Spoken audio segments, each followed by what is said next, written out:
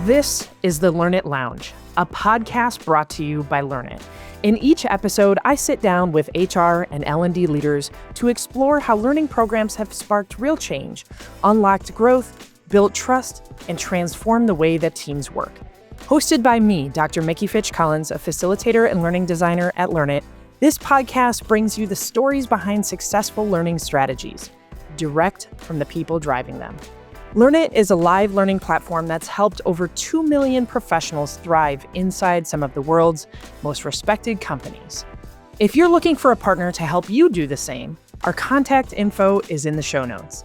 Welcome to the Learnit Lounge, where learning leads to measurable impact. When it comes to generative AI, you're not late yet, but you're certainly not early anymore either. There's a lot of fear in learning and development circles right now about artificial intelligence. Will it replace instructional designers? Is it going to cheapen the craft? Is it going to make us irrelevant? What does this mean for us? And the truth is, AI isn't going to replace you, but someone using it well might. Now, we've all probably heard that phrase over the last 6, 9, 12, maybe even 18 months. But the key word in there is someone using it well might. The real opportunity for us isn't to fight AI. And believe me, I am seeing a lot of that out there right now, especially in the LinkedIn space. A lot of people that are fighting AI, particularly in learning and development. The real opportunity is to fuse it with your expertise, to integrate it with your expertise. Keith Ferrazzi calls this the 21st century collaboration layer. How do we integrate new tools, new ways of thinking and working into how we work, not just what we deliver?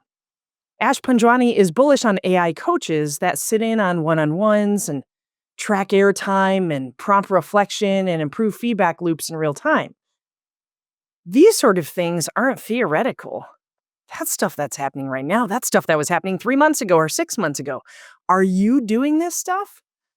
There's some strategic use cases for generative AI in L&D, and I could probably spend 100 hours sharing those. But let me share with you 4 distinct use cases that will really boost what you can do with generative AI in L&D. Number 1, stakeholder preparation. The ways in which that I'm using AI these days to learn more about organizations, learn more about the people that I'm going to be working with, their problems, their issues, to bring some of those insights before I get together with somebody into a meeting is massive. I actually have a custom GPT that I created that allows me to dig in really deeply on each one of the different clients that we serve and the people that are part of that organization so that I can better learn about what's happening in the organization, what's publicly available, what are the things and the problems and the issues that that customer is facing, and what can I do to level myself up to prepare to meet with them. The second use case is thinking about diagnostic design. Thinking about every single time you go into a discovery session, every single time you're going into a moment where you're about to learn more, you can generate a whole bunch of prompts for yourself to help provide some framework to that discussion. I think about, too, the way in which I'm using generative AI to help me craft stories. What are ways in which that I can generate narratives based around the different themes and the different responses to the types of learning experiences people are having? And of course, the one that I think is making a big difference for a lot of people is that we can create some significant measurement and analytic dashboards for us to be able to create some visualizations, do some analysis with a whole bunch of, I tell people, it's not just the mountain of data you're sitting on, it's the mountain range of data that you're sitting on. When Gen AI hit, not long after ChatGPT went public back in November of 2022, I used it for some really novelty sort of things. Like many people, I used it for personal life use cases. My very first use case of ChatGPT, some people have heard me tell this story before, is I went to my father-in-law's house for the weekend with our daughter, and I had forgotten some bedtime books. Big problem. So I decided to get out my phone, go to this ChatGPT thing, and I had it write a story that featured my daughter and some of her favorite little creatures as part of the story. That 5-minute story that it created was a hit, and I've probably since created 500 of those stories. But then I started thinking about, how do I bring this into my work? I started using it for outlines. I started using it for icebreakers. I started using it for prompting in terms of getting me thinking about, different issues that were happening within organizations. But once I started using it to help me prepare for some of those client meetings in terms of helping to make the business case for why we were the solution, or we could help provide solutions to their problems. Once I started being able to simulate learner personas and kind of think about some of the contrarian possibilities that could happen in our workshops, it became an absolute superpower for me. In fact, week over week, month over month, I feel like I am doubling and tripling what I'm doing in the capability because I'm opening my mind to what I could be doing with generative AI. I feel quite confident of the fact that I'm doing some things with generative AI that other people haven't even thought about yet, because that's exactly where I was 2 weeks ago, or 4 weeks ago, or 6 weeks ago.